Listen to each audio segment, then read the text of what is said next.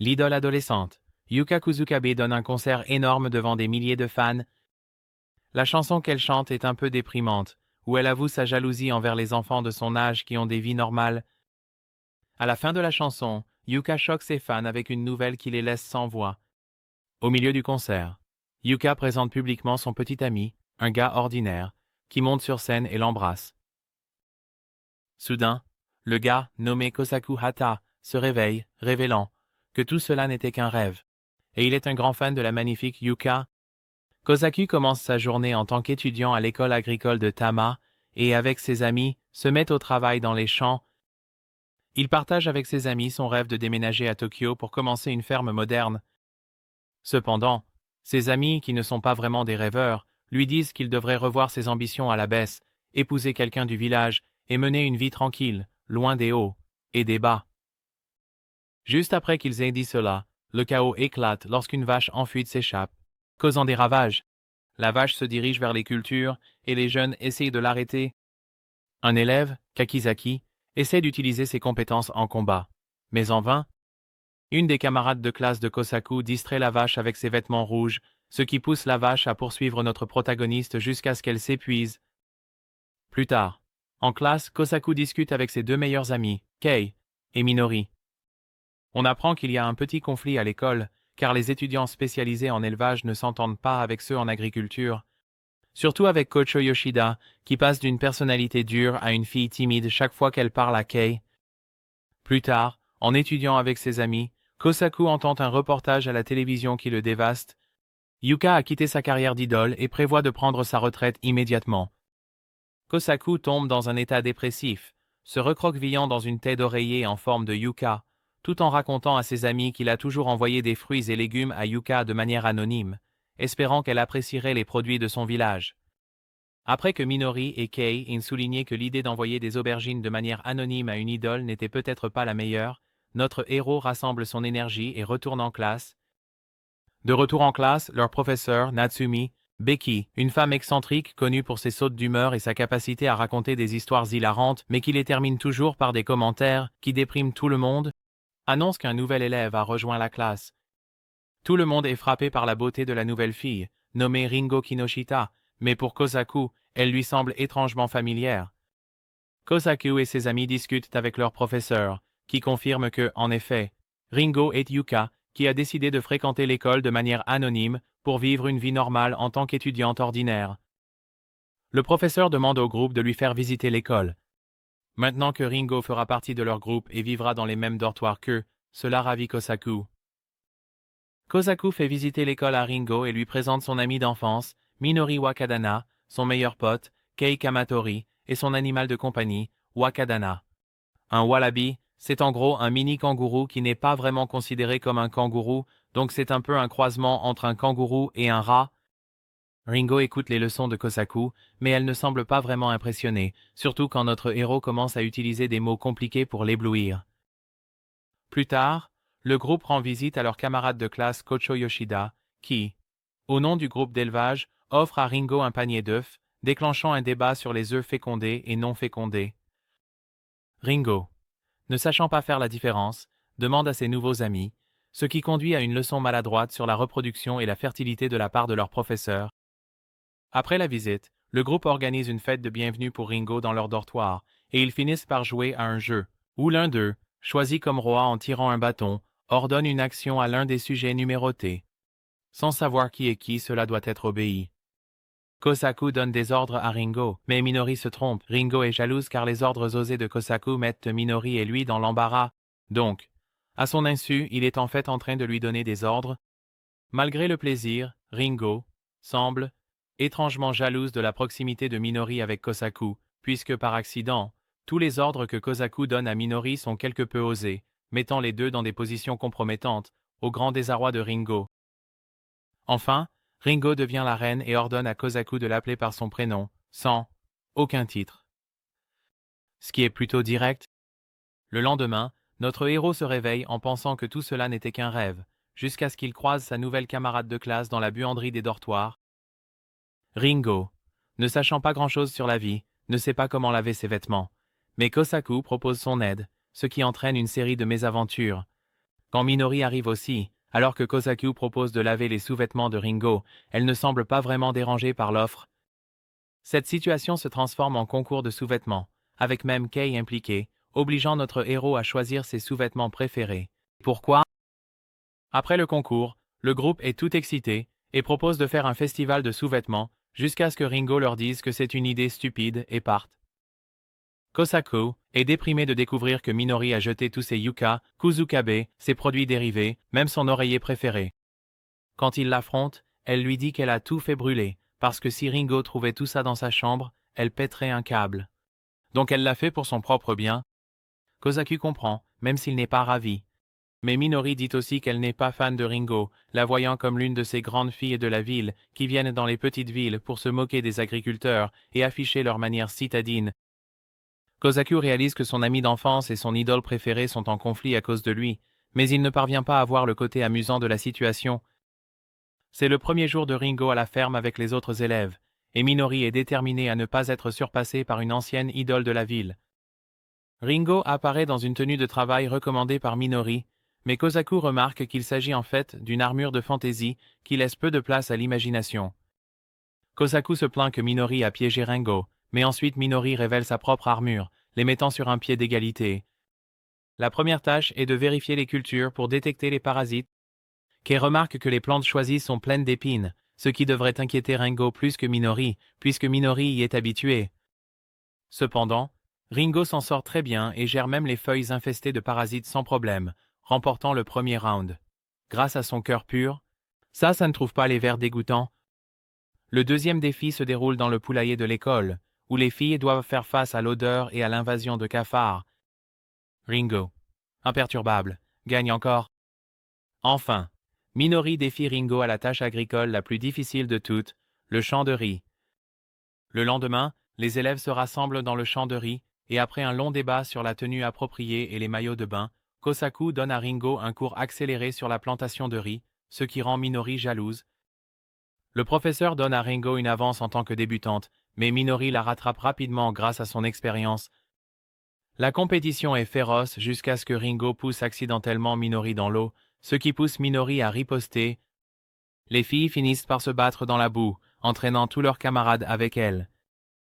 À la fin de la journée, tout le monde est couvert de boue et les deux femmes décident de devenir amies. Cela fait un certain temps que Ringo est arrivé à l'école, et un matin, Kosaku réalise qu'il ne l'a jamais vu sourire. Cependant, un problème plus pressant interrompt la vie de nos héros, car quelqu'un a volé des fruits et des légumes dans les champs. Kosho a vu le voleur à l'œuvre la nuit et pousse les autres élèves à l'attraper avant qu'il ne détruise complètement les champs. Après que Kosho a décrit le supposé voleur, le groupe déduit qu'il pourrait s'agir d'un singe errant qui se nourrit des légumes la nuit.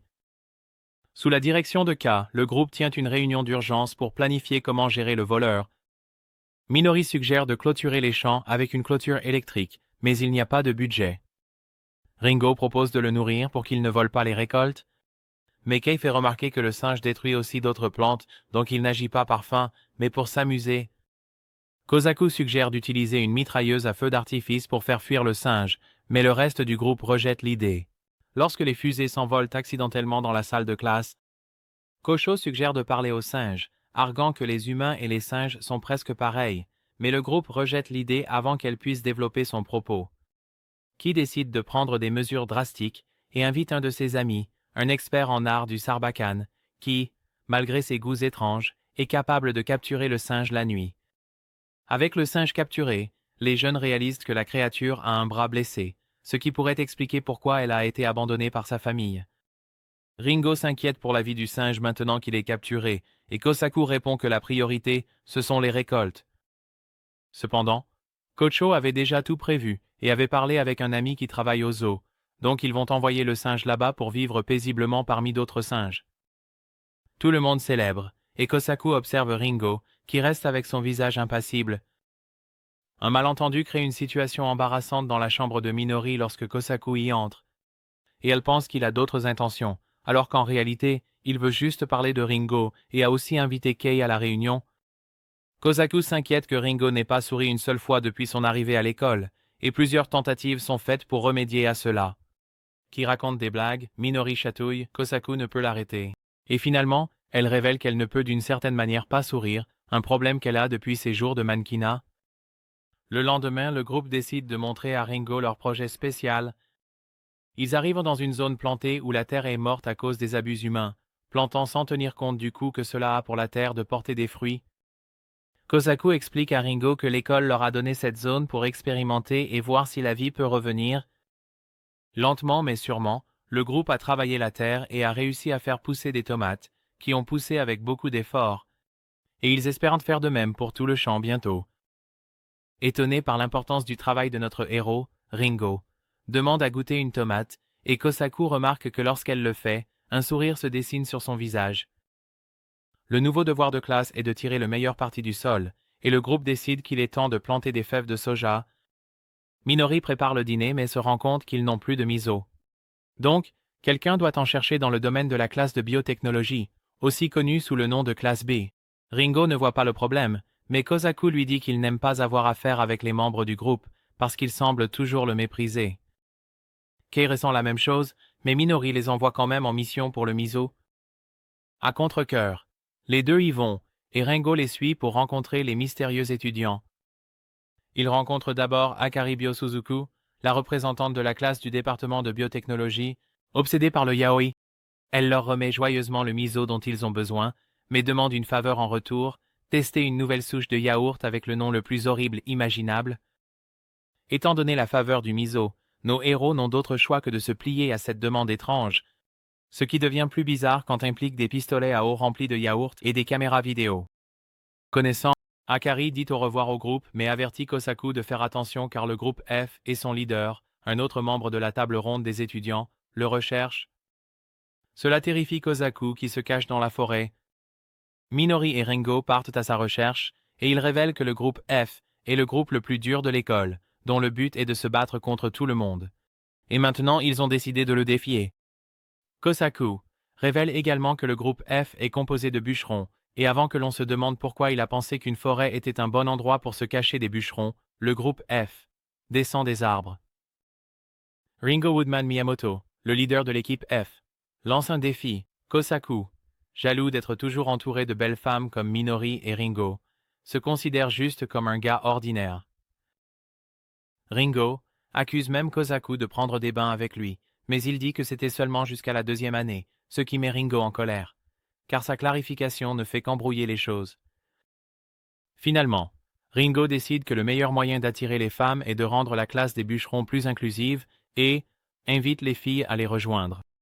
Kosaku, regardant de loin, n'est pas surpris par la défaite de Ringo, car les femmes ont toujours été son point faible.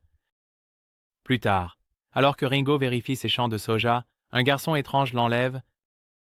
Quand Kosaku réalise que Ringo n'est pas allé à la bibliothèque, il part à sa recherche et, ne parvenant pas à la trouver, en déduit qu'elle a été enlevée par Keiru Rose Hanazono, le charmant représentant de la classe du département de l'aménagement paysager.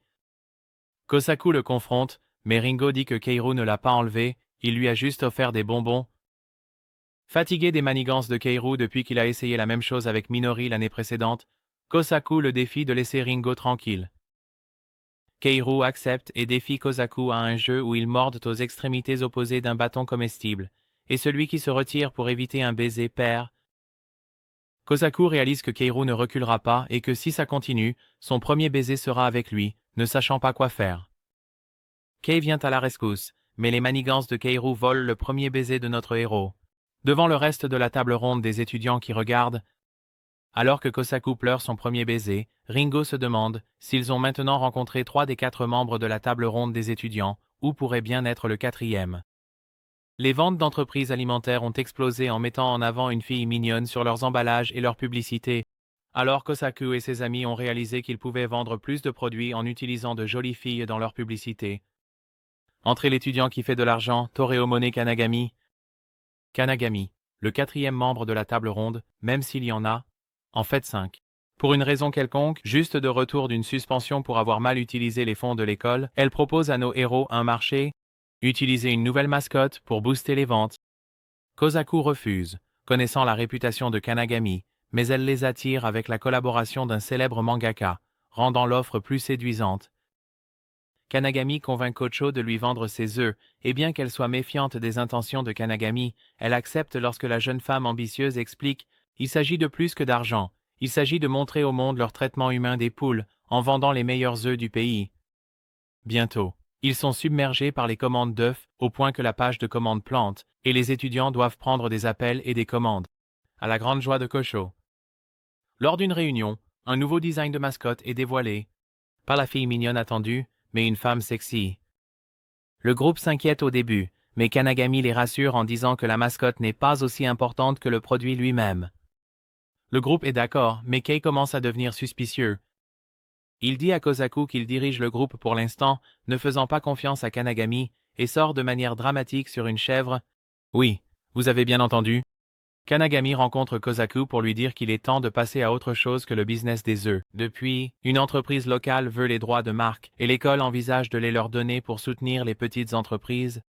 De plus, en tant qu'étudiant, il ne verrait jamais de bénéfice des ventes d'œufs s'ils appartenaient à l'école.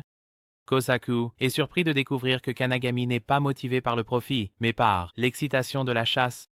Avec les œufs derrière eux, Kanagami planifie sa prochaine aventure, cette fois en impliquant Suzuku pour créer une souche de champignons, de forme disons peut-être plus adulte. Suzuku est d'accord, et il demande de l'aide à Ringo pour ce nouveau business. Malheureusement, cela enfreint les règles de l'école, et le succès mène rapidement à des suspensions de cours. Pour Kanagami, le plaisir était tout ce qui comptait. La vague de chaleur frappe l'école, et bien que Ringo s'inquiète pour ses cultures de soja, Kosaku et Kei la rassurent en disant que le soja est très résistant à la chaleur, donc il n'y a rien à craindre. Plus tard, un excès soudain de production de légumes pousse le groupe à trop manger, prenant alarmement du poids. Kosaku et Kei remarquent leur prise de poids et informent les filles, sans trop de délicatesse, qu'elles ont aussi pris du poids significatif. Après que tout le monde ait suivi un régime et que les choses soient revenues à la normale, Ringo, inquiète, montre à Kosaku une substance blanche sur ses plants de soja. Kosaku et Kei enquêtent, pensant que ce n'est rien, mais alarmés, ils appellent un professeur après avoir examiné son stock de soja. Il s'avère que le soja de Ringo souffre de la brûlure du sud, ce qui va inévitablement tuer les plants et, pire encore, pourrait infecter le sol s'il n'est pas traité en brûlant la récolte affectée. Cette nuit-là, Ringo s'enferme dans sa chambre, et Kosaku, de l'autre côté de la porte, explique que « La vie de fermier, c'est comme ça. Les choses ne se passent pas toujours comme prévu, et le salaire n'est pas génial non plus. » Ensuite, Kei parle à Kosaku d'avoir choisi de planter le soja Faringo car il est résistant et facile à cultiver. Ensuite, elle pensait que cela la rendrait fière lors de la récolte, mais maintenant, ça ne va pas se passer comme ça. Plus tard, de fortes pluies ont presque ruiné la récolte de tomates de cette année après la sécheresse. Les élèves se rassemblent pour récolter les tomates, qui se sont desséchées mais vont maintenant absorber toute l'eau qu'elles peuvent, risquant d'éclater. Heureusement, les élèves se sont organisés et ont réussi à sauver la récolte. Après que la pluie s'est arrêtée, Ringo dit à Kosaku qu'elle est venue à l'école à cause des légumes qu'il lui a envoyés. Kosaku demande comment elle savait que c'était lui, étant donné le caractère anonyme de la livraison, et elle répond « Ce n'est pas vrai. Il ne les aurait pas servis autrement, et Yan panier était accompagné d'une lettre. » Kosaku et Ringo confrontent Minori, qui admet avoir écrit les lettres, pensant que ça faisait mauvais effet d'envoyer des légumes de manière anonyme, donc elle incluait toujours une lettre en prétendant être Kosaku. Kosaku la remercie, et Ringo déclare son affection et son amitié pour Minori. La journée se termine, et Kosaku note les événements importants de la journée dans son journal, et il semble que tout ait été ordinaire, sauf pour un ou deux événements curieux. Ce matin-là, alors que les garçons vérifient les cultures, une ombre sombre envahit l'école. L'ombre est, en fait, la professeure de 40 ans, Natsumi Beki, en a assez d'être célibataire et se lance dans une période de désir envers les cultures et les élèves, mais est rapidement contrecarrée par l'intervention de Kei et de sa fidèle chèvre, ce qui est quelque chose avec lequel Kei s'identifie. Puis, parmi les garçons, un grand débat s'élève. Les gros seins sont-ils mieux que les petits seins? Plus tard, le problème de Becky n'est toujours pas résolu, et elle, Kosaku et Ringo élaborent un programme de cuisine pour la classe. Becky, jalouse de Ringo, saisit chaque occasion pour souligner la poitrine plate de Ringo et harcèle les élèves. Ils ne comprennent pas comment elle peut harceler sans en subir les conséquences. Les élèves, je ne comprends pas comment elle peut harceler tout le monde sans en subir les conséquences. Et Becky avoue que l'école lui permet de faire ce qu'elle veut, puisqu'elle est la fille d'un homme politique influent.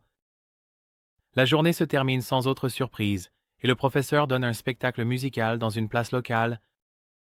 Minori n'est jamais allé à la plage, et tous ses amis se mobilisent pour l'y emmener. Kosaku, en particulier, devient trop excité, pensant que c'est l'occasion parfaite de voir Ringo en maillot de bain. Cependant, Mère Nature a d'autres projets, car un typhon frappe la région. Minori refuse d'accepter la situation et est en complet déni, insistant pour aller à la plage à tout prix. Mais ses amis essayent d'expliquer que ça ne va pas arriver.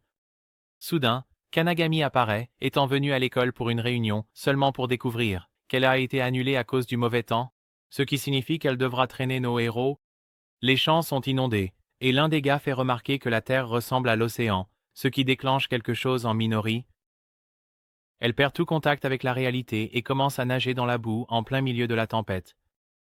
Kosaku va la sauver, mais, en voyant la joie de son ami qui joue dans la boue, il saute aussi, suivi de leurs amis. Le groupe finit par s'amuser comme à la plage dans la cour de l'école, faisant des choses comme griller, jouer au volleyball, et même se chamailler avec le club de sport de plage de l'école.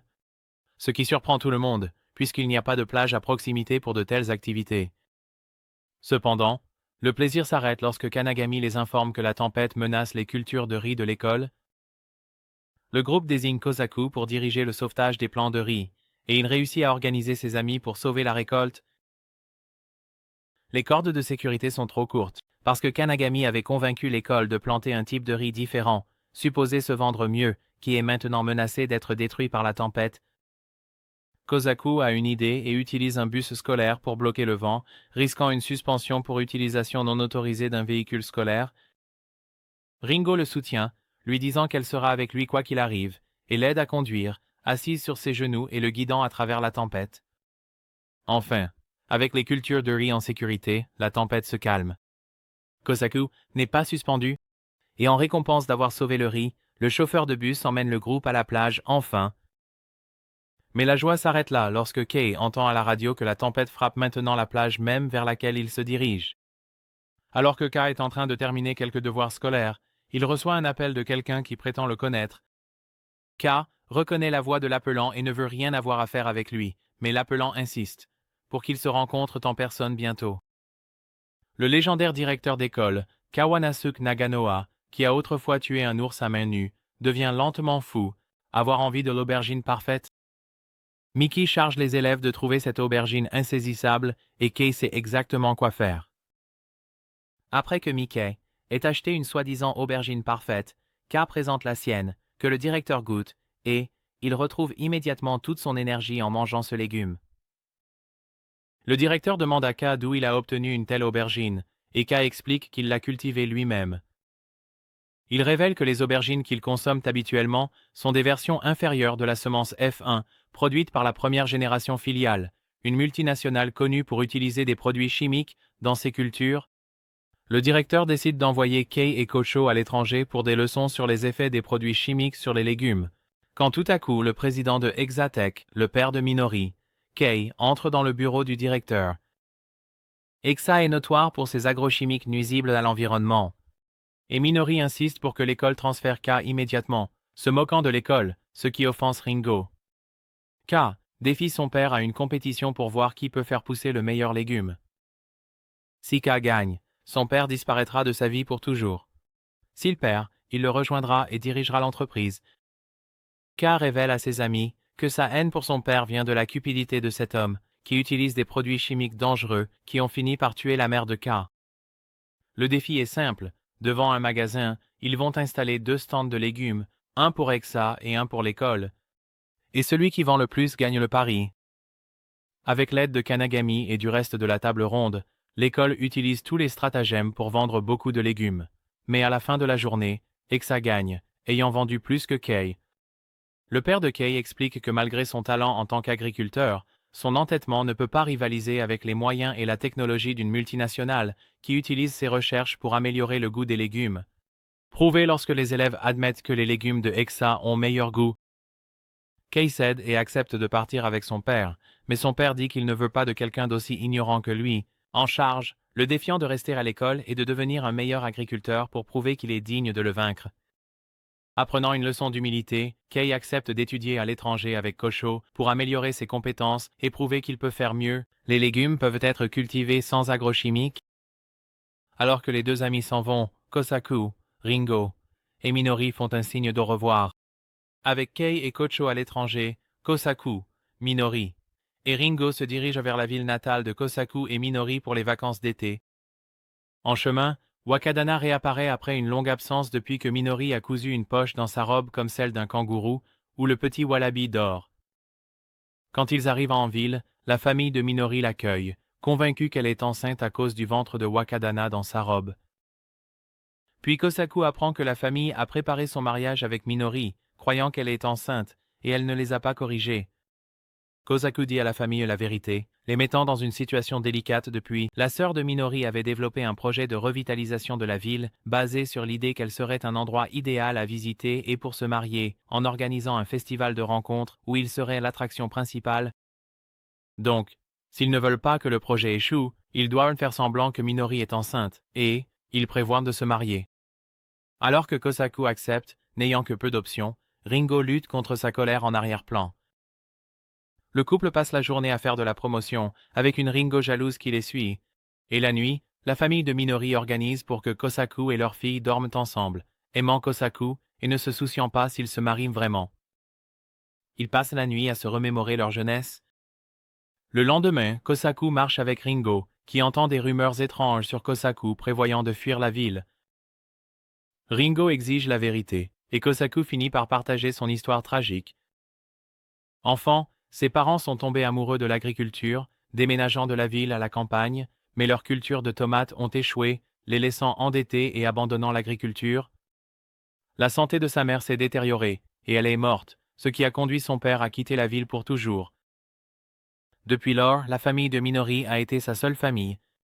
Cette nuit-là, la ville envoie des lanternes sur la rivière, et Kosaku et Ringo partagent un moment d'amitié. Kosaku fait face à un faux mariage pour l'avenir de la ville, mais décide d'abandonner la rébellion et d'accepter ce qui est le mieux pour son village d'enfance.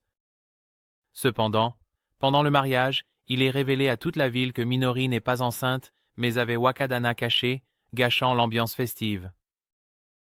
La ville exige justice, se sentant trompée par la famille de Minori, mais Kosaku prend la responsabilité et s'excuse. Le discours d'excuse de Kosaku renverse la situation, et la ville l'accueille à nouveau. Cependant, quand Minori et Ringo lui demandent de choisir entre elles, il opte pour les deux, ce qui lui vaut un coup de poing de chacune. Tout le monde retourne à l'école, où Ringo et Minori regardent avec bonheur Kosaku se faire poursuivre par la vache folle de l'école. Ainsi se termine charmante série. Si vous avez apprécié ce résumé, faites-le moi savoir dans les commentaires, et si vous avez des recommandations, n'hésitez pas à les partager. Pour l'instant, je vous dis au revoir jusqu'à la prochaine fois.